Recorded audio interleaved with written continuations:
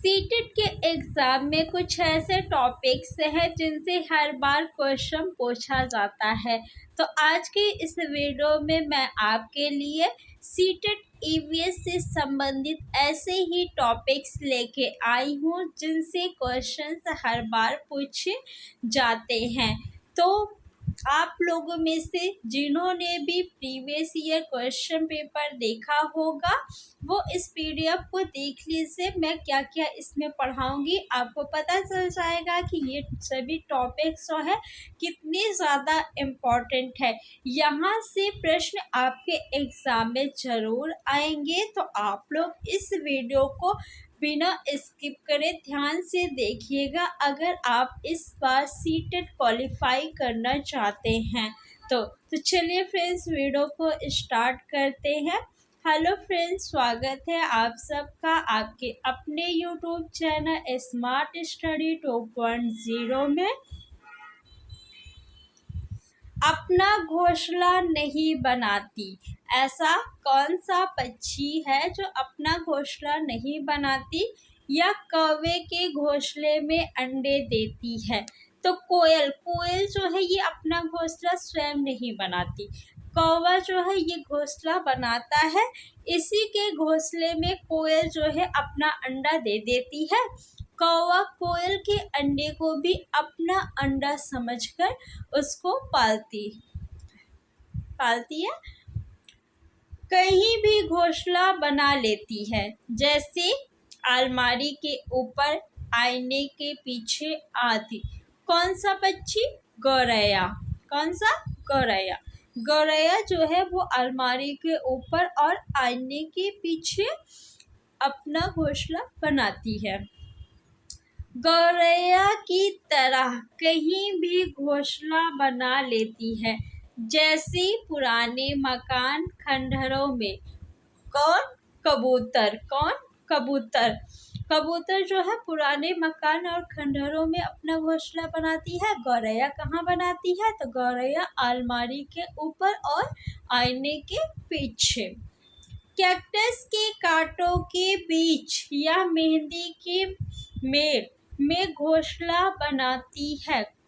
कौन? पागता पक्षी। इसे इंग्लिश में क्या कहते हैं? इसे इंग्लिश में डव कहते हैं। आप लोगों ने अगर डव साबुन यूज़ किया होगा तो उसमें देखिएगा एक वाइट कलर का बर्ड जो है बना रहता है, उसी को क्या कहते हैं? पागता बोलते हैं। डव को ही पागता बोलते हैं हिंदी में। पेड़ की ऊंची डाल पर घोंसले बनाते हैं। इनके घोंसले में लोहे के तार व लकड़ी की शाखाओं जैसी चीजें मिलती है। कौन बनाता है पेड़ की ऊंची डाल पर अपना घोंसला? कौवा। कौन? कौवा। कौवे के घोंसले में कोयल अपना अंडा देती है। कोयल स्वयं अपना घोंसला नहीं बनाती।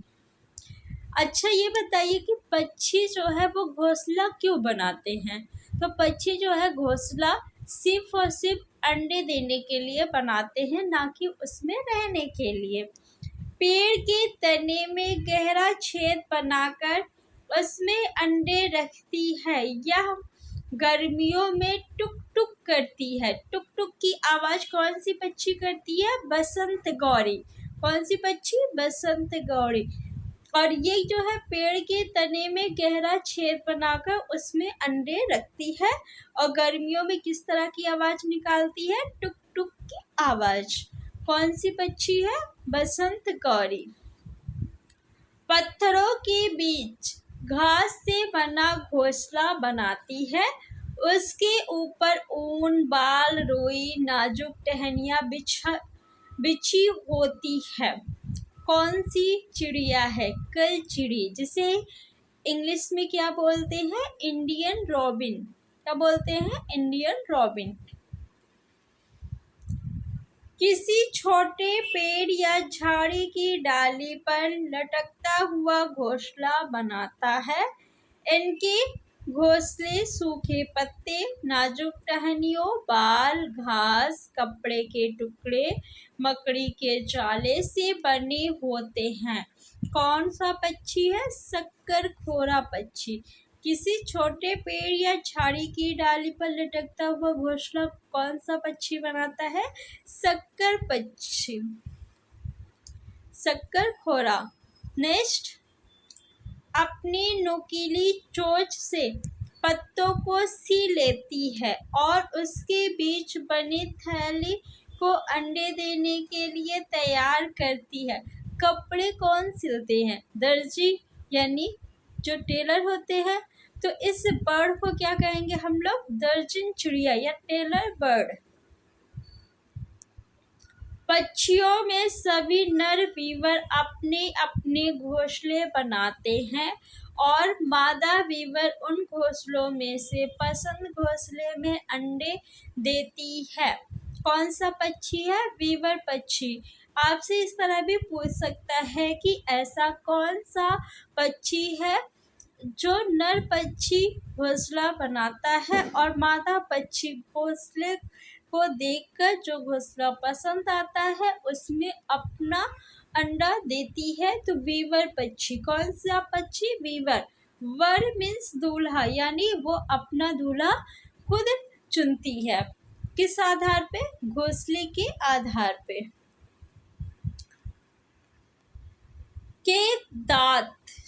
के आगे के दांत छोटे व पत्तों को काटने के लिए होते हैं तथा पीछे के दांत चपटे तथा घास चबाने के लिए होते हैं। किसके? गाय के। किसके दांत? गाय के दांत नुकीले तो होते हैं पर वह अपना शिकार चबाकर नहीं करते, उसे पूरा निगल जाते हैं। यानी दांत तो नुकीले है लेकिन वो अपना जो शिकार है उसे चबाकर नहीं खाते, पूरा निगल जाते हैं। कौन? सांप। के दांत हमेशा बढ़ते रहते हैं, दांतों से कुतरने के कारण घिसते रहते हैं। किसकी? गिलहरी। और कौन है? चूहा। चूहा के भी दांत जो है हमेशा बढ़ते रहते हैं, इसीलिए हम ये जो होते हैं चूहा और गिलहरी हमेशा कुछ ना कुछ कुतरते रहते हैं ताकि इनके आगे के दांत ज़्यादा बड़े ना हो। के दांत। रेगिस्तान के दांत नुकीले होते हैं जो मांस फाड़ने व काटने के काम आते हैं। बिल्ली। बिल्ली के दांत कैसे होते हैं? नुकीले होते हैं, नुकीली दांतों से वो मांस को फाड़ते हैं और काटते हैं। बिहार। बिहार में मधुबनी नाम का एक जिला है। त्योहारों और खुशी के मौक़ों पर वहाँ घर की दीवारों पर और आंगन में चित्र बनाए जाते हैं। यह चित्र पिसे हुए चावल के घोल में रंग मिलाकर बनाए जाते हैं। ये रंग बनाने के लिए हल्दी, नील, फूल, पेड़ों आदि के रंग का प्रयोग किया जाता है। मधुबनी चित्रकला कहाँ से संबंधित है? बिहार से संबंधित है। मधुबनी चित्रकला से क्वेश्चन कई बार एग्जाम में पूछे गए हैं। इस वीडियो में जितने भी टॉपिक्स मैं आपको बता रही हूँ सभी जो है बार बार एग्जाम में पूछे जाते हैं, तो आप लोग वीडियो को पूरा और ध्यान से देखिए। असम में बहुत बारिश होती है। बारिश के चलते घर जमीन से 10 से 12 फीट ऊंचे बांस के खंभों पर बनाते हैं। अगर इसे आप मीटर में कहेंगे तो 3 से लेकर 3.5 मीटर ऊंचे बांस के खंभों पे लकड़ी के घर बनाए जाते हैं। और इसकी छतें कैसी होती हैं? तो इसकी जो छतें होती हैं वो आपकी ढलानदार होती है, ढालू छतें होती हैं ताकि पानी जो गिरे वो नीचे बह जाए, ना कि छत पे टिके।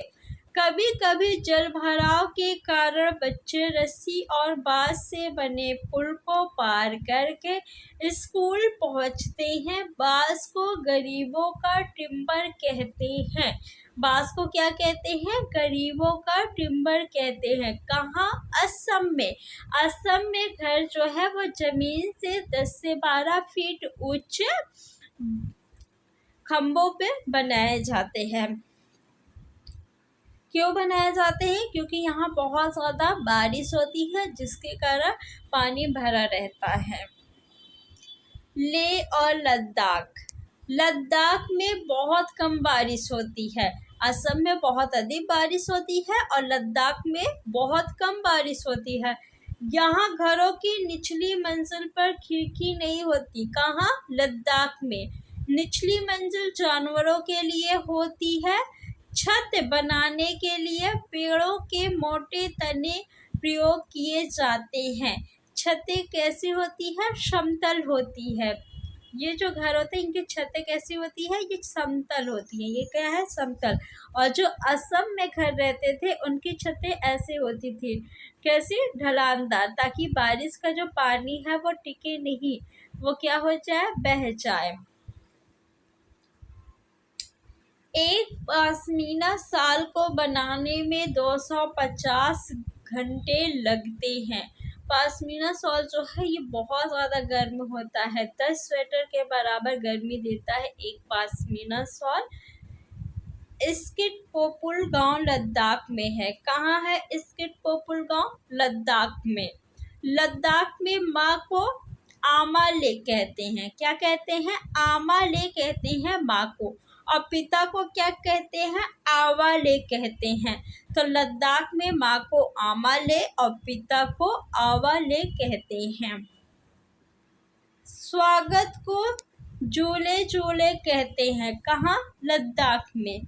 नदी पार करने के लिए नदी के दोनों तरफ लोहे की रस्सी पत्थरों व पेड़ों से कसकर बांध दी जाती है, जिसमें ट्रॉली लगी होती है जो पुली के माध्यम से सरकती है। हाथी। अब हम हाथी के बारे में जानेंगे। हाथियों के झुंड में केवल हथनियाँ और बच्चे रहते हैं। कौन कौन रहते हैं हाथियों के झुंड में? हथनियाँ और बच्चे रहते हैं। झुंड का नेतृत्व बुजुर्ग हथनी करती है। कौन करता है नेतृत्व? बुजुर्ग हथनी करती है झुंड का नेतृत्व। एक झुंड में 10 से 12 हथनियाँ व बच्चे होते हैं। हाथी जो है वो 14 से 15 वर्ष तक ही झुंड में रहते हैं, फिर अकेले रहते हैं। यानी कि 10 से 15 वर्ष के बाद हाथी जो है वो झुंड को छोड़ के चले जाते हैं। झुंड में हथनियाँ और उसके बच्चे रहते हैं। जो सबसे बुजुर्ग हथनी होती है वो झुंड का नेतृत्व करती है।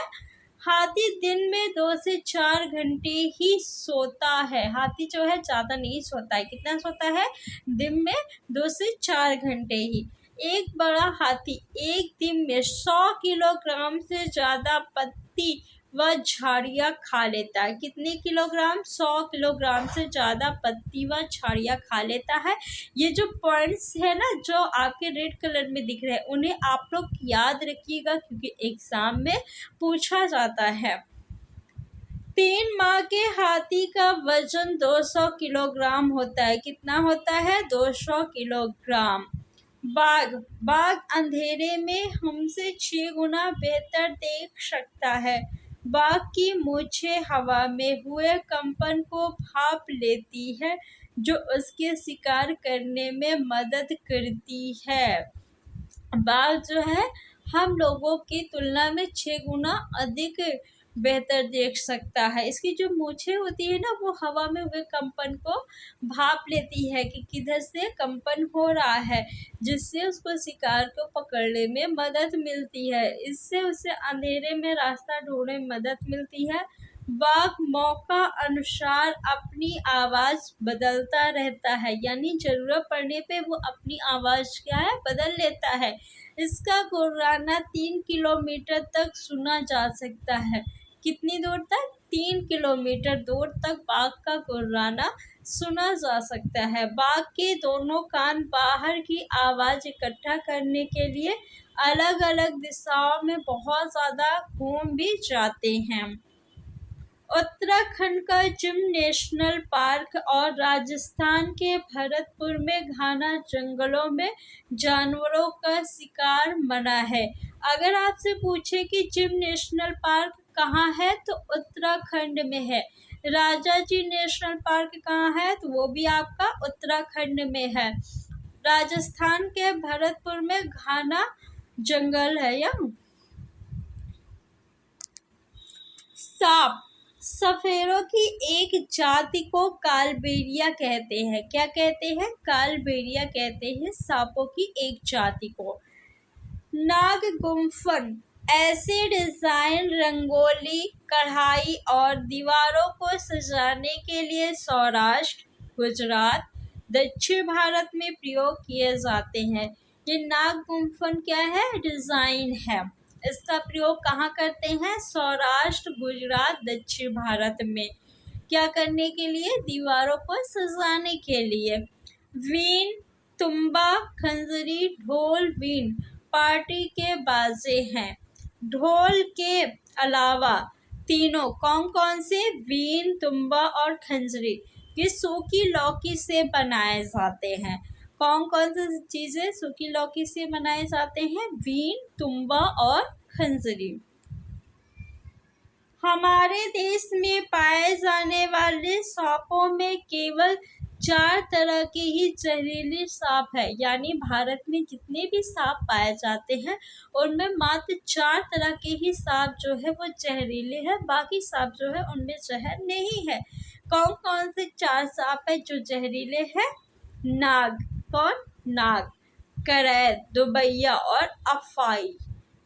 नाग, करैद, दुबैया और अफाई, ये 4 प्रकार के सांप है जो जहरीले है। सांप किसी को काटता है तो उसके 2 खोखले जहर वाले दांतों से व्यक्ति के अंदर जहर चला जाता है। जो 2 खोखले दांत होते हैं ना, उसी में जहर होता है। जब सांप किसी को काटता है तो दांत से ही जहर जो है व्यक्ति के अंदर जाता है। इस जहर से बचने के लिए सीरम नामक दवाई दी जाती है। और जो सीरम दवा है वो किससे बनी होती है? वो भी सांप के जहर से ही बनाई जाती है। यानी जहर को जहर ही काटता है। जैसे लोहे को लोहे काटता है, उसी तरह जहर को जहर काटता है। महत्वपूर्ण तथ्य, उड़ीसा के कालाहांडी जिले में सर्वाधिक चावल पैदा किया जाता है। आत्रेयपुरम गांव आंध्र प्रदेश में स्थित है। आत्रेयपुरम गांव कहाँ है? तो आंध्र प्रदेश में है। पुणे से कोलकाता तक रेल से जाने में कितने दिन लगते हैं? 2 दिन लगते हैं। कहाँ से? पुणे से कोलकाता अगर आप रेल से जाएंगे तो कितना टाइम लगेगा आपको पहुँचने में? 2 दिन लगेंगे। पौधे स्वयं भी अपने बीजों को दूर छिटक देते हैं। कौन से पौधे? जैसे सोयाबीन की फलियां जब है पककर चिटक कर बिखरने लगती हैं तो उनके बीज क्या है? दूर दूर तक जाते हैं। मिर्च को पुर्तगाल देश के व्यापारी दक्षिण अमेरिका से भारत लाए थे। मिर्च को किसने भारत लाया? तो पुर्तगाल देश के जो व्यापारी थे, जो कहाँ से आए थे? दक्षिण अमेरिका से, वो भारत में लाए थे। भिंडी कहाँ से भारत में आई? तो अफ्रीका से आई भिंडी भारत में। सोयाबीन कहाँ से आई है? चीन से। गोभी व मटर कहाँ से आया? यूरोप से। मिर्च जो है पुर्तगाल से, भिंडी अफ्रीका से, सोयाबीन चीन से, गोभी व मटर यूरोप से भारत में आई है। घड़सीसर नामक तालाब जैसलमेर के राजा घड़सी ने बनवाया था। घड़सीसर तालाब किसने बनवाया? जैसलमेर के राजा घड़सी। घड़सी के नाम पे ही इस तालाब का नाम पड़ा है, घड़सीसर। स्विट्जरलैंड के जॉर्ज मैस्ट्रल ने 1948 में वेलक्रो बनाया था। वेलक्रो से दोनों सतह जो है चिपक जाती है। यानी वेलक्रो आप समझ लीजिए जैसे फेविक्विक होता है ना, इसी तरह होता है। ये जो है 2 सतहों को चिपकाती है और खुलने पर चुरचुर की आवाज़ होती है। मान लीजिए आपने किसी चीज़ को चिपका दिया, जब उसको खोलेंगे तो किस तरह की आवाज़ आती है? चुरचुर की आवाज़ होती है। या बस्ती, कपड़े, जूते, पट्टे आदि पर लगाई जाती है। रेगिस्तानी ओक नामक पेड़ ऑस्ट्रेलिया में पाया जाता है। रेगिस्तानी ओक नामक पेड़ कहाँ पाया जाता है? ऑस्ट्रेलिया में पाया जाता है। और यह बहुत लंबा होता है। इसकी जड़ें जमीन में बहुत गहरी जाती है, उतनी गहरी जाती है जब तक कि ये पानी तक न पहुंच जाए। यह पानी पेड़ के तने में जमा होता रहता है। जब कभी उस इलाके में पानी नहीं होता तो इस इलाके के लोग तने के अंदर पतला पाइप डालकर पानी निकाल लेते हैं। बरगद के पेड़ की लटकन इसकी जड़ें होती हैं। क्या होती है? जड़ें। यानी आपने देखा होगा कि जो बरगद की पेड़ है उसमें कुछ चीज़ें हैं जो लटकती रहती हैं, पतली पतली लटकन ना, वो उसकी जड़ें होती हैं। वे टहनियों से निकलती है। जड़ें कहाँ से निकलती है? टहनियों से निकलती है और बढ़ते बढ़ते ज़मीन के अंदर चली जाती है। ये जो है पेड़ को सहायता प्रदान करती है, यानी सहारा देती है पेड़ को। नल्ला मड़ा आंध्र प्रदेश में है। कहाँ है? आंध्र प्रदेश में। कफ परेड मुंबई में है। कफ परेड कहाँ है? मुंबई में है। होलगुंडी गांव कहाँ है? कर्नाटक में है। बाजार गांव कहाँ है? तो वो महाराष्ट्र में है। मुक्तारपुर गांव आंध्र प्रदेश के पोचमपल्ली जिले में है। मुक्तारपुर गांव कहाँ है? तो आंध्र प्रदेश के पोचमपल्ली जिले में है। पोचमपल्ली का संबंध कहाँ से है? आंध्र प्रदेश से है। कहाँ? आंध्र प्रदेश। पोचमपल्ली जिले में ज़्यादातर परिवार बुनकर है। क्या है? बुनकर है। इस बुनाई को पोचमपल्ली नाम से पहचाना जाता है। पोचमपल्ली का संबंध कहाँ से है? आंध्र प्रदेश से है। और पोचमपल्ली में ज़्यादातर परिवार जो है वो क्या है? बुनकर है। मलयालम में चाचा को चिट्टपन और चाची को कुंजम्मा कहते हैं। क्या कहते हैं? कुंजम्मा कहते हैं चाची को। चेन्नई से कोच्चि ट्रेन से जाने में कितना टाइम लगता है? 12 घंटे लगते हैं। कितना? 12 घंटे। आबू धाबी देश रेगिस्तानी इलाके में है। यहाँ की स्थानीय भाषा अरबी है। आबू धाबी देश की स्थानीय भाषा क्या है? अरबी है। क्या है? अरबी है। यहाँ पानी बहुत कीमती है क्योंकि रेगिस्तानी इलाका है, यानी पानी नहीं है तो वहाँ पानी की कीमत तो ऑटोमेटिक बढ़ जाएगी, क्योंकि यहाँ ना तो वर्षा है, ना ही नदियाँ, झील, तालाब। बारिश भी नहीं होती है, नदियाँ भी नहीं है, न झील है ना तालाब। यहाँ रेतीली ज़मीन के नीचे तेल होता है, यानी धरती के नीचे जो है पानी नहीं है, तेल है, इसीलिए यहाँ पे पानी की कीमत बहुत ज़्यादा है।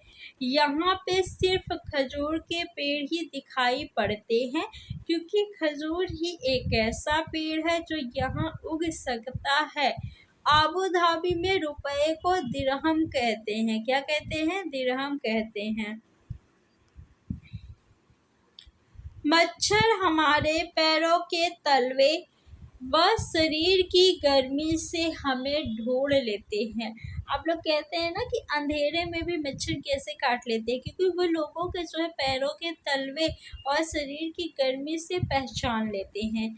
चींटियाँ कुछ ऐसा जमीन पर छोड़ती है जिसे सूंघकर वो एक दूसरे के पीछे चलती हैं। आपने देखा होगा कि जब भी चींटियाँ चलती है तो वो एक लाइन में चलती हैं।